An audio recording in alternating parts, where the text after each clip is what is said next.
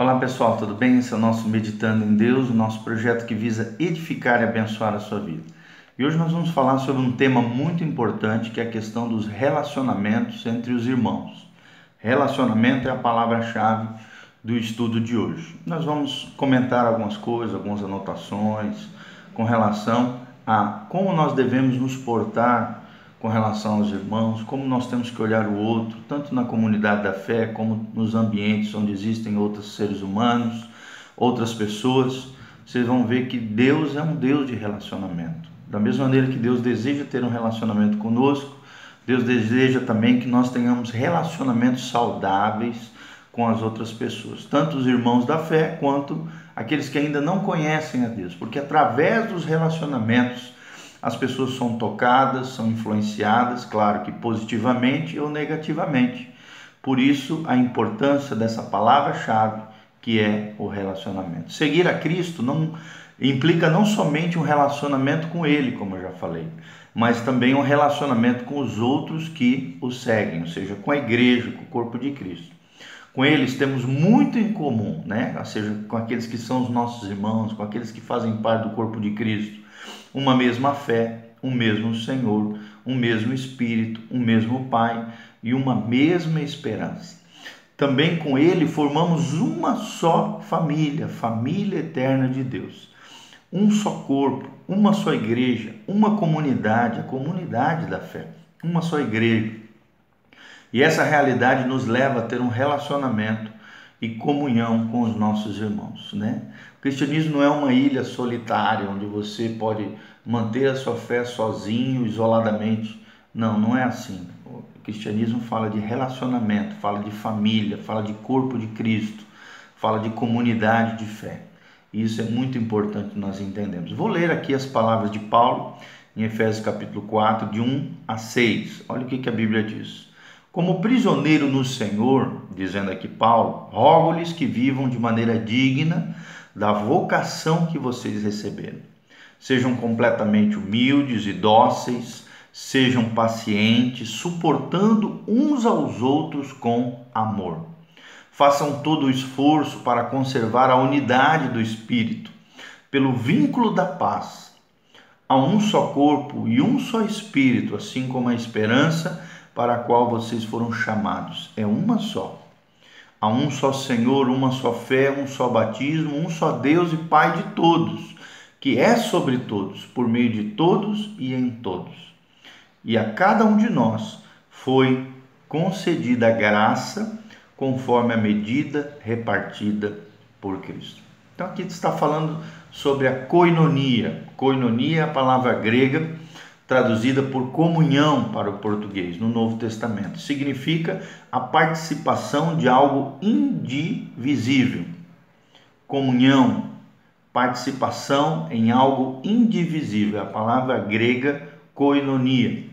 Em Atos 2:42, lemos que os irmãos, da igreja primitiva, os primeiros irmãos da fé, perseveravam na doutrina dos apóstolos e na comunhão dos santos, ceando todos os dias, celebrando ao Senhor, cantando, entoando hinos. Se continuarmos lendo essa passagem até o verso 47, compreenderemos o espírito e o significado prático da palavra koinonia. E a Bíblia tem muito o que falar e ensinar sobre esse relacionamento entre os irmãos. Há diferentes situações, circunstâncias, responsabilidades, necessidades e também conflitos que se apresentam entre seres humanos.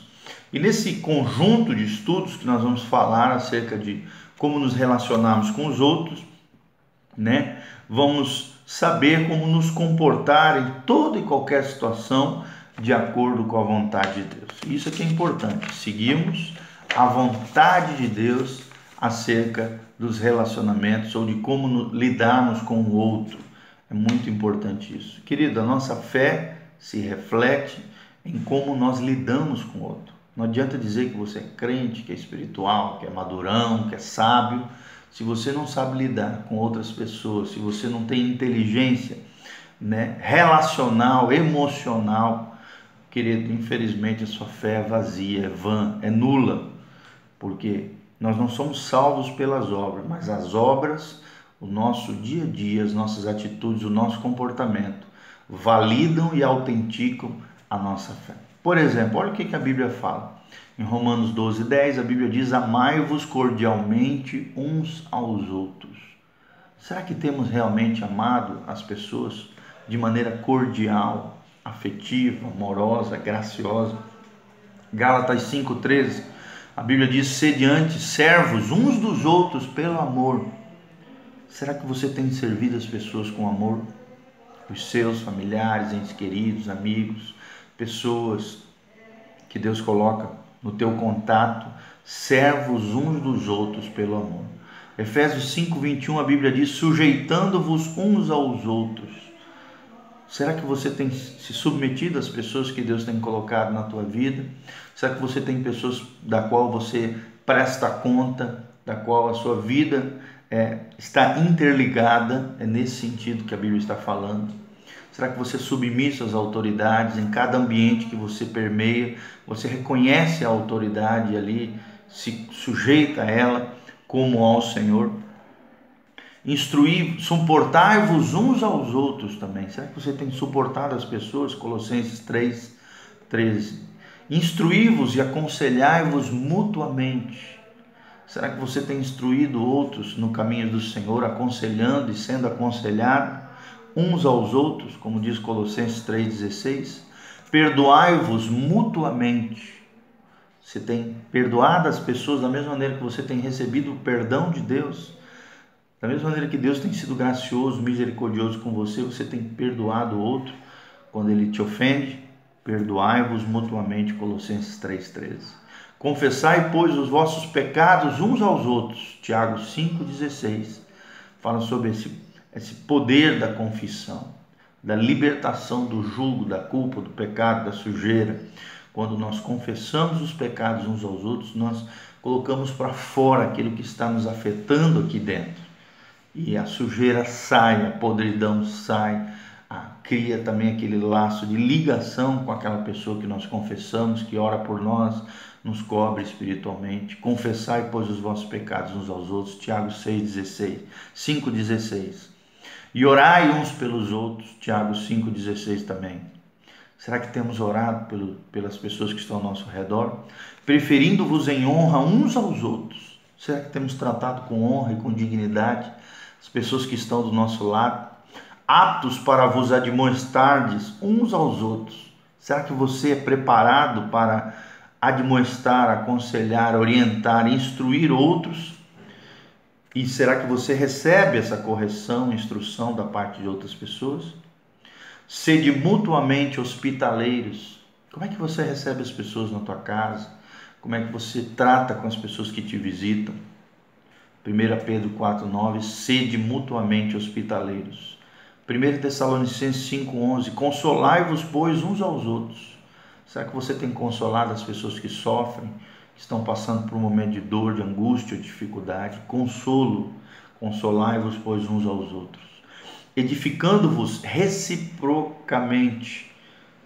Edificar um ao outro. Relacionamento fala disso, de edificação contínua, de uma fé partilhada com o outro, edificando-vos reciprocamente. 1 Tessalonicenses 5:11. Levai as cargas uns dos outros. Gálatas 6:22, né? Quando alguém está passando por uma situação pesada, difícil, e compartilha com você, aquele fato de compartilhar, ou você compartilhando com alguém, você automaticamente está passando essa carga, compartilhando essa carga, onde aquela pessoa junto com você vai estar orando, vai estar ministrando na tua vida, vai estar levando essa carga uns dos outros. Gálatas 6:22. Também vós deveis lavar os pés uns dos outros. Aqui está falando de uma atitude de humildade, de reconhecimento do outro, de serviço, de quebrantamento, de reconhecer o outro como uma extensão de mim mesmo. João 13:14 foi o que Jesus fez com seus discípulos e é o que nós devemos fazer com atitudes reais, dia a dia, com relação às outras pessoas. Não faleis mal uns dos outros, Tiago 4:11. Alegrai-vos com os que se alegram e chorai com os que choram, Romanos 12:15. Então aqui está falando da sensibilidade relacional. Será que nós temos nos alegrado com aqueles que se alegram? Ou temos sentido ciúme, inveja daqueles que triunfam, que alcançam sucesso, ou que atingem, algo que os alegra? Qual é o sentimento que brota no nosso coração com relação ao outro? Será que apenas fazemos comparação com o outro? Queremos ter a vida do outro? Queremos ter o que o outro tem? Ou nos alegramos, somos gratos com aquilo que temos? E quando o outro triunfa, quando o outro se alegra, nós também nos alegramos com ele. Quando o outro está quebrado, está ferido, machucado, chorando, nós nos sensibilizamos com os outros ou tratamos com indiferença, com frieza relacional a vida de outras pessoas. Então, Salmo 133:1 diz: ó, quão bom e agradável é viverem unidos os irmãos. E nós temos que viver nessa perspectiva de que estar com o outro, de que ter relacionamento, de que ter koinonia, comunhão com o outro, é algo que agrada o coração de Deus, é algo que nos abençoa e nós também nos tornamos bênção na vida das pessoas. O Senhor quer que os seus filhos vivam juntos, em harmonia, em paz, e nos dá conselhos que cobrem todas as situações possíveis de convivência com o outro, de convivência com os nossos irmãos, de convivência com os demais seres humanos, para que haja harmonia, paz, comunhão, do mesmo modo que haja também, que há na música, também podemos ter, nessa tônica com os nossos irmãos, sermos envolvidos desse amor, nesse equilíbrio, da mesma maneira que a música, tem toda aquela harmonia, toda aquela coisa que flui de maneira legal, assim também, através do amor de Cristo, os nossos relacionamentos vão fluir, vão ser abençoados. Então nós vamos falar nesses estudos acerca da natureza do nosso relacionamento, vamos estar falando sobre o amor fraternal, vamos estar falando sobre estar juntos com os irmãos, vamos estar falando sobre serviço, vamos estar falando sobre autoridade e submissão, e vamos estar falando sobre conflitos no relacionamento entre irmãos, e vamos estar falando sobre correção e disciplina na igreja. Então, a palavra-chave é koinonia, que significa comunhão no grego, no Novo Testamento, ou participação de algo indivisível. Então, nós vimos aqui, biblicamente, através de diversos versículos, e principalmente como texto-chave, Efésios 4, de 1 a 7, nós vimos a importância do relacionamento entre irmãos. Deus ama pessoas, Deus ama gente.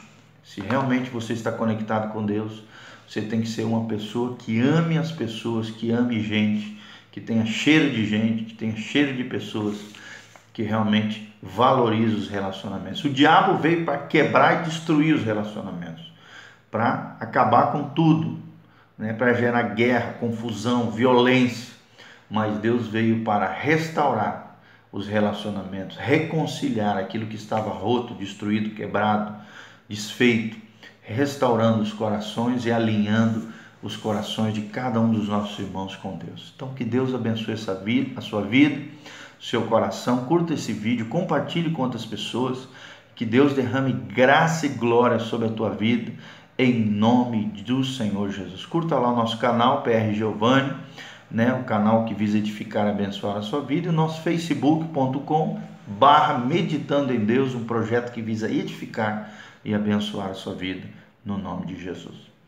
Tchau, gente, um abraço do pastor Giovanni, que a graça e a paz de Deus esteja sobre a tua vida, sobre o teu coração, que você seja capacitado pelo poder do Espírito Santo a ser uma pessoa inteligente emocionalmente, que tem inteligência relacional para se relacionar com outras pessoas, sabedoria e graça da parte de Deus para ser uma bênção na vida de muitas pessoas, que a glória de Deus esteja sobre você.